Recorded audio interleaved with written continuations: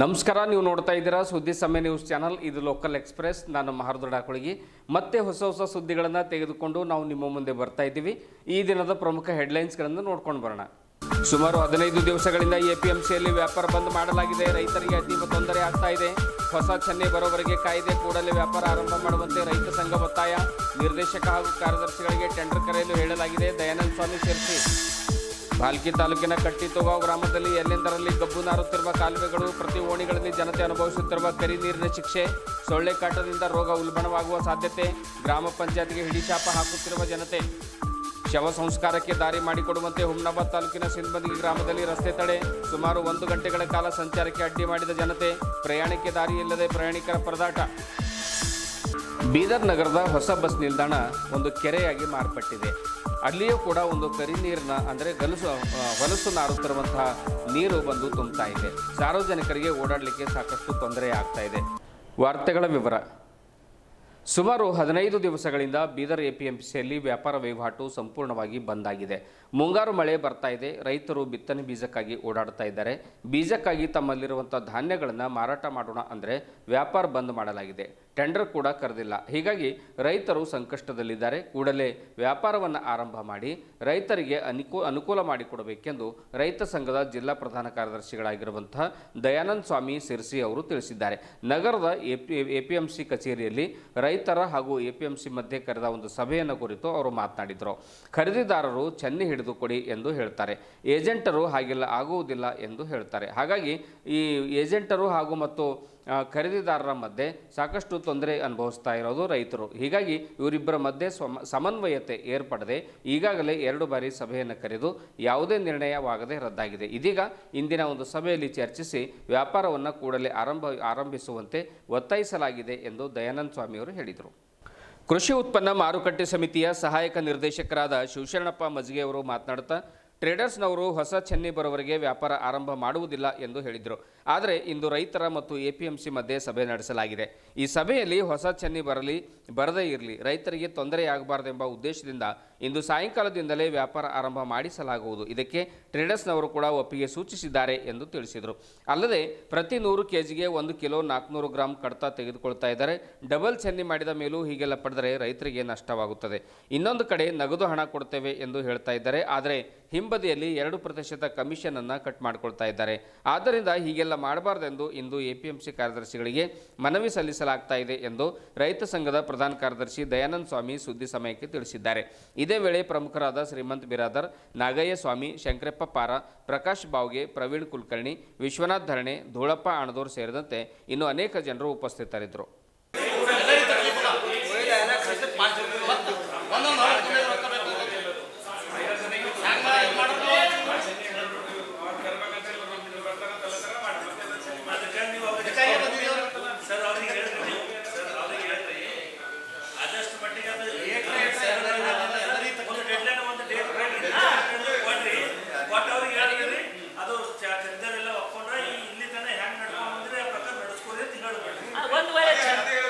ಚಂಡಿ ಬಂತಂದ್ರೆ ಈಗ ನೀವು ಇಷ್ಟೇ, ನೀವು ಲಿಖಿತದೂ ಏನು ಬೇಕಾಗಿಲ್ಲ.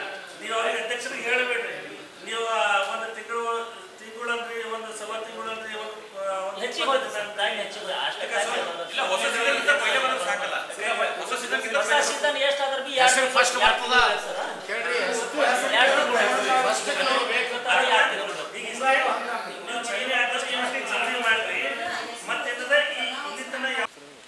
ನಾನು ದಯಾನಂದ ಸ್ವಾಮಿ ಸಿರ್ಸಿ, ರೈತ ಸಂಘದ ಜಿಲ್ಲಾ ಪ್ರಧಾನ ಕಾರ್ಯದರ್ಶಿ. ಇವತ್ತು ನಮ್ಮ ಬೀದರ್ ತಾಲೂಕಿನ ಎಪಿಎಂಸಿಯಲ್ಲಿ ಸುಮಾರು 15 ದಿನಗಳಿಂದ ವ್ಯಾಪಾರ ಸ್ಥಗಿತಗೊಂಡಿದೆ, ಬಂದಾಗಿದೆ. ಟೆಂಡರ್ ಹಾಕ್ತಾ ಇಲ್ಲ. ಕಾರಣ ಈಗೇನು ಖರೀದಿದಾರರ ಅವ್ರೇನಪ್ಪ ಅಂದ್ರೆ ನಮ್ಗೆ ಚೆನ್ನಿ ಕ್ಲೀನ್ ಮಾಡಿಕೊಡ್ರಿ, ಉದ್ದಿ ಕೊಡ್ರಿ, ಹೆಸರಿಗೆ ಕೊಡ್ರಿ, ಆಮ್ಯಾಗ ಏನಪ್ಪ ಅಂದ್ರೆ ತೊಗರಿ ಚೆನ್ನಿ ಮಾಡಿಕೊಡ್ರಿ, ನಮಗೆ ನಾವು ತೊಗೋತೀನಿ ಅಂತೇಳಿ ಅವ್ರದ್ದೊಂದು ಜಿದ್ದು. ಆದ್ರೆ ಇವ್ರೇನಂದ್ರೆ ಏಜೆಂಟ್ರು ಏನಪ್ಪ ಅಂದ್ರೆ ಅದೇ ನಾವು ಹಂಗೆ ಕೊಡೋಂಗಿಲ್ಲ, ಇದು ಹಂಗೆ ಇದ್ದಾಗ ತೊಗೋರಿ ಅಂತ ಇವರು. ಹೀಗಾಗಿ ಸೀಸನ್ ಇಲ್ದಕ್ಕೆ ಇದು ಭಾಳ ದಿನ ಹಿಡಿದು 15 ದಿವಸ ಆಗಿ 15 ದಿವಸ ಮ್ಯಾಲೆ ಆಗ್ತಿದೆ ಹೆಚ್ಚು ಕಮ್ಮಿ. ಈಗ ಸೀಸನ್ ಇರ್ತಿತ್ತು ಅಂದ್ರೆ ನಮ್ಗೆ ಗೊತ್ತಾಗ್ತದೆ, ನಮಗೆ ಗೊತ್ತಾಗ್ಲಕ್ಕೆ ನಿನ್ನೆ ಗೊತ್ತಾಗ್ಯದ. ಅದಕ್ಕೆ ಈಗ ಅವರು 2-3 ಸಲ ಅವ್ರವ್ರು ವರ್ತಕರು ಮತ್ತು ಇವರೇನು ದಲ್ಲಾಳ ಏಜೆಂಟ್ರು ಕಲ್ತು 2 ಸಲ ಮೀಟಿಂಗ್ ಮಾಡಿ ಅವರು ಯಾರು ಹೊಂದಾಣಿಕೆ ಆಗ್ಲಿಕ್ಕೆ ಅವ್ರು ಎದ್ದು ಹೋಗ್ಯಾರ. ಅದಕ್ಕೆ ಇವತ್ತು ನಾವು APMC ಒಂದು ಆಫೀಸ್ನಾಗ ಕೂತಿ ಕಾರ್ಯದರ್ಶಿ ಮತ್ತು ನಿರ್ದೇಶಕರ ಜೊತೆ ಒಂದು ಇಬ್ಬರಿಗೆ ಕರೆಸಿ ಅದು ಸಂಧಾನ ಮಾಡಿ ಏನಪ್ಪ ಅಂದ್ರೆ ಹೊಸ ಚೆನ್ನಿಗೆ ಒಂದು ಡೆಡ್ಲೈನ್ ಕೊಡ್ತಾ ಇದ್ದೀವಿ. ಅವ್ರಿಗೆ ಒಂದು ತಿಂಗಳು 15 ದಿವಸ ಏನಪ್ಪ ಅಂದ್ರೆ ಅಡ ದುಕಾನ್ದವರಿಗೆ ಒಂದು ಟೈಮ್ ಕೊಟ್ಟು ಅವ್ರು ಹೊಸ ಚೆನ್ನಿ ಬರತನ ಈ ಏನು ಖರೀದಾರರು ಏನದ ಮೊದಲಿನಂತೆ ಖರೀದಿ ಮಾಡ್ಬೇಕಂತೇಳಿ ಅವ್ರಿಗೆ ಏನಪ್ಪ ಅಂದ್ರೆ ಒಂದು ಸಂಧಾನ ಮಾಡಿಸಿ ಇವತ್ತು ಕಳಿಸ್ಕೊಡ್ತಾ ಇದ್ದೀವಿ. ಏನು ಈಗ ಆದ ನಂತರ ನಾಳೆ ಹಿಡಿದು ಮತ್ತೆ ಆ್ಯಸ್ ಯೂಶುವಲ್ ಸೊ ಇವತ್ತೇನು ಹಿಡಿದೇ ಮಾರ್ಕೆಟ್ ಹಾಕಿ ಮತ್ತು ರೈತರಿಗೆ ಏನಪ್ಪ ಅಂದ್ರೆ ಒಂದು ಮಾಲ್ ಹೋಲಿ. ಯಾಕಂದ್ರೆ ಈಗ ರೈತರ ಬಳಿ ದುಡ್ಡಿಲ್ಲ, ಬಿತ್ತನೆ ಚಾಲೂ ಅಲ್ಲತ್ತ, ಅವ್ರಿಗೆ ಏನಪ್ಪ ಬೀಜ ಗೊಬ್ಬರ ತಲ ದುಡ್ಡಿಲ್ಲ, ಅವ ಏನು ಇದ್ದಂಥ ಏನು ಅನಾಸ್ತನ ಕುಂತಾನ ಇಲ್ಲಿ ಮಾರಾಟ ಆಗ್ತಾ ಇಲ್ಲ. ಅದಕ್ಕೆ ಭಾಳ ಸಂಕಷ್ಟ ಆಗೈತಾನ. ಅದಕ್ಕೆ ಇಬ್ಬರಿಗೆ ಕಲಸಿ ಕೂಡಿಸಿ ಇವತ್ತೇನಪ್ಪ ಅಂದ್ರೆ ನಿರ್ಣಯ ಮಾಡ್ತಾ ಇದ್ದೀವಿ. ಈಗ ಅಧಿಕಾರಿಗಳು ಇಬ್ಬರಿಗೆ ಕೂಡಿಸಿ ಅವ್ರಿಗೆ ಹೇಳ್ತಾ ಇದ್ದಾರೆ, ನಾವು ನೀವು ಏನು ಹೇಳ್ತೀರಿ ಅದಕ್ಕೆ ಹೇಳ್ತಾ ಇದ್ದಾರೆ. ಅವ್ರಿಗೆ ಅಧಿಕಾರಿಗಳು ಕೂತು ಒಂದು ಮೀಟಿಂಗ್ ಆಗ್ಯದ, ಬಟ್ ಅವ್ರು ಇಬ್ಬರು ಸಂಧಾನ ಆಗಿಲ್ಲ. ಬಟ್ ಇವತ್ತು ನಾವು ಕೂಡಿಸಿ ಏನಪ್ಪ ಅಂದ್ರೆ ಹೇಳಿವಿ, ಇವತ್ತಿನ ಹಿಡಿದು ಹೆಂಗೂ ಏನಪ್ಪ ಅಂದ್ರೆ ಇವತ್ತು ಟೆಂಡರ್ ಹಾಕ್ಲಿಕ್ಕೆ ಸ್ಟಾರ್ಟ್ ಮಾಡ್ತಾರೆ. ಈ ಒಂದು ವಾರದಿಂದ APMCಯಲ್ಲಿ ವ್ಯಾಪಾರ ಬಂದ್ ಇತ್ತು. ಈ ಸೀಸನ್ ಒಂದಿಲ್ಲ, ಈಗ ಹೊಸ ಚೆನ್ನಿ ತಂದ ಮೇಲೆ ಟ್ರೇಡರ್ಸ್ ನಾವು ಟೆಂಡರ್ ಹಾಕ್ತೇವೆ ಅಂಥೇಳಿ ಅವ್ರ ಟ್ರೇಡರ್ ಮಧ್ಯದಲ್ಲಿ ಆಗಿದಂಥ ಒಂದು ಗೊಂದಲಕ್ಕೆ ಇದು ಆಗಿದೆ. ಇವತ್ತು ಆ ಗೊಂದಲ ನಿವಾರಣೆಗಾಗಿ ನಾವು ಮೀಟಿಂಗ್ ಕರೆದಿದ್ದೆವು. ಟ್ರೇಡರ್ಸ್ ಹೇಳಿ ಹೋಗ್ಯಾರ ಹೊಸ ಚೆನ್ನಿ ಬರೋವರಿಗೆ ನಮ್ಗೆ ನಾವು ಹಾಕ್ತೇವೆ ಅಂತ ಹೇಳಿ ಹೋಗ್ಯಾರ. ಈಗ ಅದರಲ್ಲೇ ಇವತ್ತು ನಾವು ರೈತ ಸಂಘದವ್ರ ಸಮ್ಮುಖದಲ್ಲಿ ಅವು ಕಮಿಷನ್ ಏಜೆಂಟ್ಸಿಗೆ ಮೀಟಿಂಗ್ ಕರೆದೆವು. ಅವರಿಗೆ ಅವ್ರದ್ದು ಮನವೊಲಿಸಿ ಇವತ್ತು ಹೊಸ ಚೆನ್ನಿ ಬರ್ಲಿಕ್ಕೆ ಒಂದು ಡೆಡ್ಲೈನ್ ಕೊಟ್ಟು ವ್ಯಾಪಾರ ಚಾಲೂ ಮಾಡಿಸ್ತೇವೆ. ಆಯಿತು. ರೈತರದ್ದು ಅದೇ ವ್ಯಾಪಾರ ಬಂದಿಕ್ಕೆ ಬಿಡ್ರಿ, ಚಾಲೂ ಮಾಡಿರಿ, ರೈತರಿಗೆ ಯಾವುದೇ ತೊಂದರೆ ಆಗಲ್ಗತಿ ನೋಡ್ರಿ ಅಂದ್ರೆ ಅದ್ರ ಕಡೆಯಿಂದ ನಾವು ರೈತ ಸಂಘ ಸಮ್ಮುಖದಲ್ಲೇ ಈಗ ಅವ್ರದ್ದೆಲ್ಲ ಮೀಟಿಂಗ್ ಕರೆದು ಇದು ಮಾಡ್ತಾಯಿದ್ದೀವಿ. ಮುಂದೆ ವ್ಯಾಪಾರ ಚಾಲೂ ಮಾಡ್ಲಿಕ್ಕೆ ಪ್ರಯತ್ನ ಮಾಡ್ತೀವಿ. ಈಗ ಸಾಯಂಕಾಲ ತನಕ ವ್ಯಾಪಾರ ಚಾಲೂ ಆಯಿತು, ನಾವು ಅವ್ರಿಗೆ ಕರೆಸಿದೆವು. ಹಾಂ. ಗ್ರಾಮ ಎಂದರೆ ಸ್ವಚ್ಛವಾಗಿರಬೇಕು, ಶುದ್ಧವಾಗಿರಬೇಕು ಮತ್ತು ಸುಂದರವಾಗಿರಬೇಕು.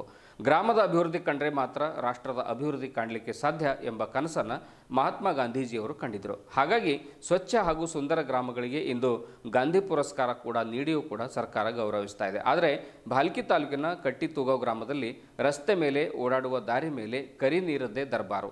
ಕಾಲುವೆಗಳಿಂದ ರಸ್ತೆ ಮೇಲೆ ಗಬ್ಬು ನಾರುತ್ತಿರುವ ನೀರು ಹರಿತಾ ಇದ್ರೂ ಕೂಡ ಇಲ್ಲಿಯ ಒಂದು ಗ್ರಾಮ ಪಂಚಾಯತ್ ಪದಾಧಿಕಾರಿಗಳು ಹಾಗೂ ಅಧಿಕಾರಿಗಳು ಮಾತ್ರ ಕಣ್ಮುಚ್ಚಿ ಕುಳಿತಿದ್ದಾರೆ. ನನಗೇನು ಸಂಬಂಧವೇ ಇಲ್ಲ ಎನ್ನುವಂತೆ ಅವರು ಬಹಳ ಒಂದು ಕಣ್ಮುಚ್ಚಿ ಕುಳ್ಕೊಂಡಿದ್ದಾರೆ.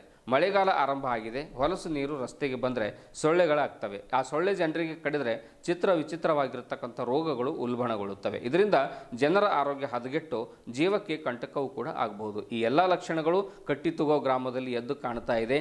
ಕರಿನೀರು ಇರುವಂಥ ಒಂದು ಜಾಗದಲ್ಲಿಂದಲೇ ಆ ಮೋಟಾರನ್ನು ಚಾಲೂ ಮಾಡಿ ಬೋರ್ವೆಲ್ ನೀರು ತೆಗೆದುಕೊಂಡು ಹೋಗ್ತಕ್ಕಂಥ ಒಂದು ಸನ್ನಿವೇಶ ಕೂಡ ಇಲ್ಲಿ ಕಾಣ್ತಾ ಇದೆ. ಸರ್ಕಾರ ಗ್ರಾಮದ ಅಭಿವೃದ್ಧಿ ಹಾಗೂ ಸ್ವಚ್ಛತೆಗಾಗಿ ಕೋಟಿ ಹಣ ಖರ್ಚು ಮಾಡ್ತಾ ಇದ್ರೂ ಕೂಡ ಗ್ರಾಮಗಳು ಮಾತ್ರ ಅದೇ ರಾಗ ಅದೇ ಹಾಡು ಎನ್ನುವಂತಾಗಿವೆ. ಇದ್ದಂಗಿರೋ ಸಿದ್ದೇಶ ಎನ್ನುವಂತೆ ಕುಡಿಯುವ ನೀರು ಮತ್ತು ಶೌಚಾಲಯದ ಕರಿ ನೀರು ಒಟ್ಟಿಗೆ ಹರಿತಾ ಇವೆ. ಕುಡಿಯುವ ನೀರಿದ್ದ ಜಾಗದಲ್ಲಿಯೇ ಕಾಲುವೆಯಿಂದ ರಸ್ತೆ ಮೇಲೆ ಗಬ್ಬು ನಾರುತ್ತಿರುವ ಹೊಲಸು ನೀರು ಹರಿತಾ ಇವೆ. ಗ್ರಾಮಸ್ಥರು ಹಾಗೇ ನೀರು ತುಂಬಿಕೊಂಡು ಹೋಗ್ತಾ ಇದ್ದಾರೆ. ಇದೆಂತ ಕೇರ್ಲೆಸ್ ಮಾಡ್ತಾ ಇದ್ದಾರೆ ಅಧಿಕಾರಿಗಳು ಅರ್ಥವಾಗ್ತಾ ಇಲ್ಲ. ಸಣ್ಣ ಸಣ್ಣ ಮಕ್ಕಳು ರಸ್ತೆ ಮೇಲೆ ಓಡಾಡ್ತಾರೆ. ಸೊಳ್ಳೆಗಳು ಕಡಿದ್ರೆ ಮಕ್ಕಳ ಆರೋಗ್ಯದ ಮೇಲೆ ಹಾಗೂ ಗ್ರಾಮದ ಜನರ ಮೇಲೆ ಅದ್ಯಾವ ಕೆಟ್ಟ ಪರಿಣಾಮ ಬೀರಬಹುದು ಎಂಬುದನ್ನು ಕೂಡ ಊಹಿಸಲಿಕ್ಕೂ ಸಾಧ್ಯ ಆಗ್ತಾ ಇಲ್ಲ. ಆದ್ದರಿಂದ ದಯವಿಟ್ಟು ಗ್ರಾಮ ಪಂಚಾಯತ್ ಅಧಿಕಾರಿಗಳು ಇತ್ತ ಕಡೆ ಗಮನ ಹರಿಸಿ ಗ್ರಾಮದ ಸ್ವಚ್ಛತೆ ಕಾಪಾಡಬೇಕೆಂದು ಗ್ರಾಮಸ್ಥರು ಮನವಿ ಮಾಡಿಕೊಂಡಿದ್ದಾರೆ.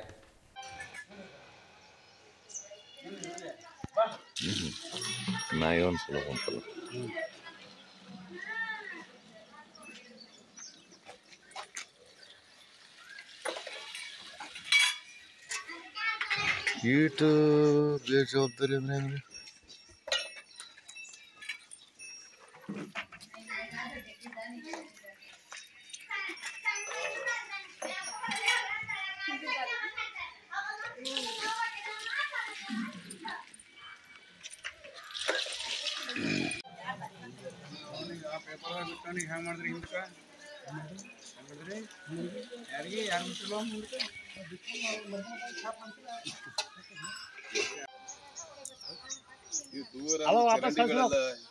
ಚರಂಡಿ ಇದೆಲ್ಲ ಈ ತೂಗ ಗ್ರಾಮದಲ್ಲಿ ಎಲ್ಲ ಮೆಂಬರ್ಸ್ಗಳಿಗೆ ಹೇಳಿದೀವಿ, ವಿಡಿಯೋ ಎಲ್ಲರಿಗೂ ಹೇಳಿದೀವಿ. ಇನ್ಫಾರ್ಮೇಷನ್ ಎಲ್ಲ ಯಾರು ಕೊಟ್ಟರು ಯಾರು ಒಬ್ರು ರೆಸ್ಪಾನ್ಸ್ ತಗೊಳ್ತಾ ಇಲ್ಲ.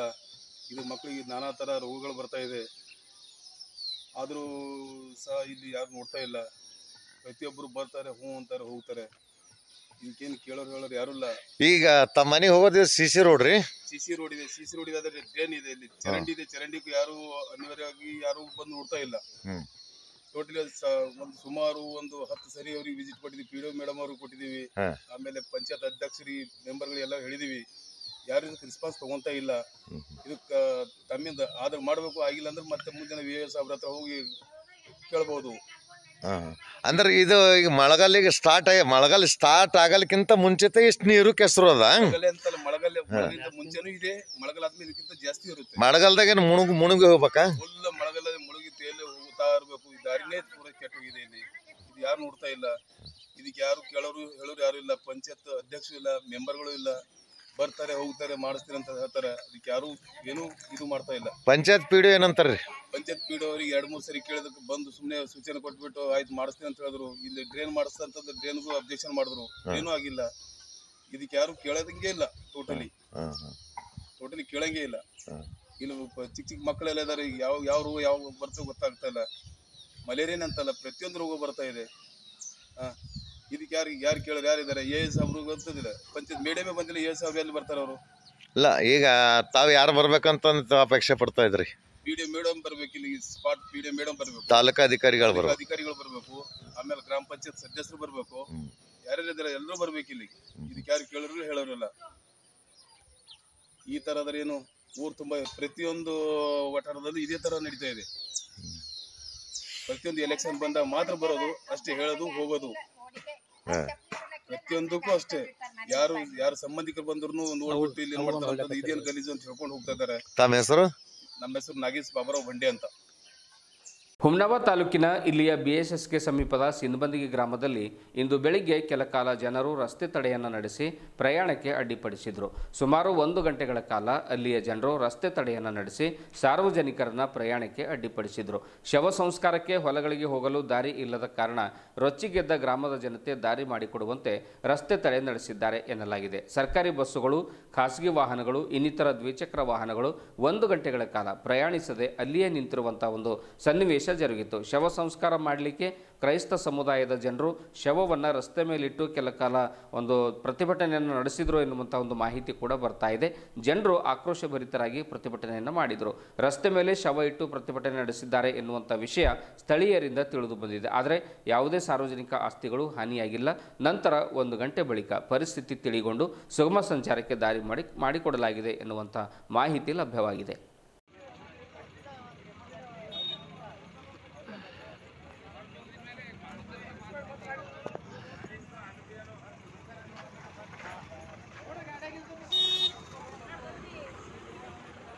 ಏನ ಬೇಡಲ್ರಿ ಅಂತವ್ರು.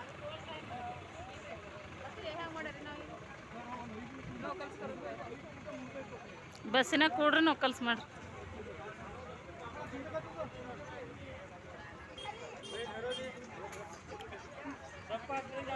ನೀವು ಭೀ ಹೊಂಟಿರಿ ನೋಡ್ರ ಇದ್ರಾಗ.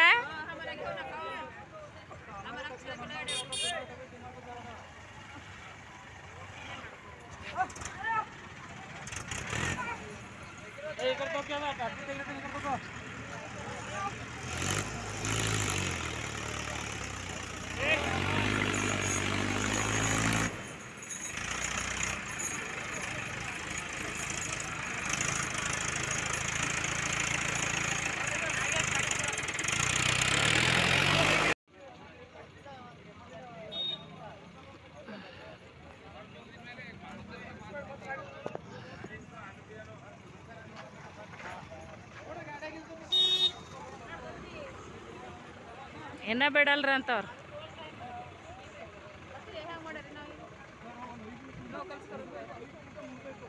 ಬಸ್ಸಿನ ಕೂಡ್ರಿ ನೊಕ್ಕಲ್ಸ್ ಮಾಡ್ರಿ.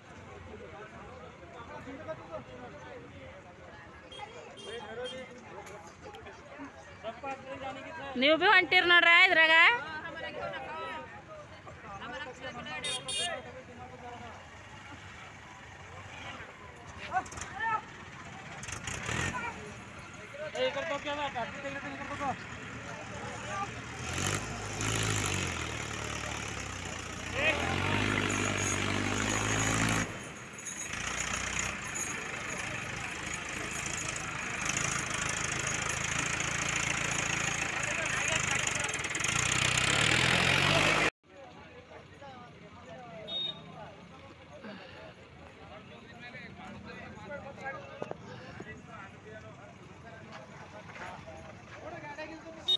ಬೀದರ್ ನಗರದ ಹೊಸ ಬಸ್ ನಿಲ್ದಾಣ ಒಂದು ಕೆರೆಯಾಗಿ ಮಾರ್ಪಟ್ಟಿದೆ.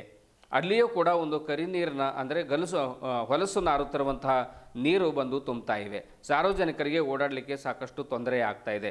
ಈ ಸನ್ನಿವೇಶ ಬೇರೆ ಎಲ್ಲೂ ಕಾಣ್ತಾ ಇಲ್ಲ. ನೀವು ಈ ಒಂದು ಚಿತ್ರದಲ್ಲಿ ನೋಡ್ತಾ ಇದ್ರಿ. ಬೀದರ್ ನಗರದ ಹೊಸ ಬಸ್ ನಿಲ್ದಾಣದಲ್ಲಿ ಸ್ವಲ್ಪ ಮಳೆ ಆದರೆ ಸಾಕು, ಪಾದ ಮುಳುಗುವಂತಹ ಒಂದು ನೀರನ್ನು ಆ ಒಂದು ರಸ್ತೆಯಲ್ಲಿ ಬಸ್ ನಿಲ್ದಾಣದ ಒಳಗಡೆ ಇರುವಂತಹ ಒಂದು ರಸ್ತೆ ಮೇಲೆ ನಿಲ್ತಾ ಇವೆ. ಇದರಿಂದ ಬಸ್ ಓಡಾಡಲಿಕ್ಕೆ ಮತ್ತು ಸಾರ್ವಜನಿಕರು ಓಡಾಡಲಿಕ್ಕೂ ಕೂಡ ಸಾಕಷ್ಟು ತೊಂದರೆ ಆಗ್ತಾ ಇದೆ. ಅದರಲ್ಲೂ ಕೂಡ ಧಾರಾಕಾರ ಮಳೆ ಆದರೆ ಸಾಕು, ಬಸ್ ನಿಲ್ದಾಣದಲ್ಲಿ ಯಾವ ಸಾರ್ವಜನಿಕರು ಕೂಡ ನಿಲ್ಲದೇ ಬಾರದು ಅನ್ನುವಂತಹ ಒಂದು ಮಟ್ಟಿಗೆ ಅಲ್ಲಿ ನೀರು ನಿಲ್ತವೆ. ಹಾಗಾದರೆ ಆ ಒಂದು ನೀರು ನಿಲ್ಲದೇ ಇರುವಂತೆ ಆ ಒಂದು ಬಸ್ ನಿಲ್ದಾಣದ ಅಧಿಕಾರಿಗಳು ಮತ್ತು ಇನ್ನಿತರ ಸಂಬಂಧಪಟ್ಟ ಅಧಿಕಾರಿಗಳು ಏನಾದರೂ ಕ್ರಮ ಕೈಗೊಳ್ತಾರ? ನೀರು ನಿಲ್ಲದಂತೆ ಅಂದರೆ ಕಾಲುವೆಗಳ ಮೂಲಕವಾಗಿ ನೀರು ಹರಿದು ಹೋಗುವಂತೆ ಏನಾದರೂ ವ್ಯವಸ್ಥೆ ಮಾಡ್ತಾರ ಅನ್ನುವಂಥದ್ದನ್ನು ನಾವು ಕಾದು ನೋಡಬೇಕಾಗಿದೆ. ಆದರೆ ಈಗ ಮುಂಗಾರು ಮಳೆ ಪ್ರಾರಂಭವಾಗಿದೆ, ಸಿಕ್ಕಾಪಟ್ಟೆ ಮಳೆ ಬರ್ತಾ ಇದೆ. ಮಳೆ ಬಂದರೆ ಸಾಕು, ಬಸ್ ನಿಲ್ದಾಣದಲ್ಲಿ ಪಾದ ಮುಳುಗುವಂತೆ ಕಂಟಿನ್ಯೂ ಆಗಿ ಅಂದರೆ ನಿರಂತರವಾಗಿ ನೀರು ನಿಲ್ತಾ ಇವೆ. ಆ ಒಂದು ನೀರು ನಿಂತ ತಕ್ಷಣ ಅಲ್ಲಿ ಸೊಳ್ಳೆಗಳು ಬರ್ತಾ ಇವೆ. ಸೊಳ್ಳೆಗಳಿಂದ ಸಾರ್ವಜನಿಕರ ಒಂದು ಪ್ರಯಾಣ ಮಾಡುವಂತಹ ಒಂದು ಸಾರ್ವಜನಿಕರಿಗೆ ಸೊಳ್ಳೆ ಕಡಿತ ಉಂಟಾದಾಗ ಸಹಜವಾಗಿಯೇ ರೋಗಗಳು ಬರುವಂಥ ಒಂದು ಸನ್ನಿವೇಶ ಇರುತ್ತೆ. ಹಾಗಾಗಿ ಅಲ್ಲಿ ಒಂದು ಗಬ್ಬು ವಾಸನೆ ಕೂಡ ನಿರಂತರವಾಗಿ ಬರ್ತಾ ಇದೆ. ಸಾರ್ವಜನಿಕರು ಪ್ರಯಾಣಕ್ಕೆಂದು ಬಂದಾಗ ಬಸ್ ನಿಲ್ದಾಣದಲ್ಲಿ ಕುಳಿತು ಮೂಗು ಮುಚ್ಚಿಕೊಂಡು ಕುಳಿತುಕೊಳ್ಳುವಂಥ ಒಂದು ಸನ್ನಿವೇಶ ಕೂಡ ನಿರ್ಮಾಣ ಆಗ್ತಾ ಇದೆ. ಆದ್ದರಿಂದ ಸಂಬಂಧಪಟ್ಟ ಅಧಿಕಾರಿಗಳು ಕೂಡಲೇ ಇತ್ತ ಕಡೆ ಒಂದು ಗಮನ ಹರಿಸಿ ನೀರು ನಿಲ್ಲದಂತೆ ನೋಡ್ಕೊಳ್ಬೇಕು ಅನ್ನುವಂಥದ್ದು ಸಾರ್ವಜನಿಕರ ಒಂದು ಒತ್ತಾಸೆಯಾಗಿದೆ.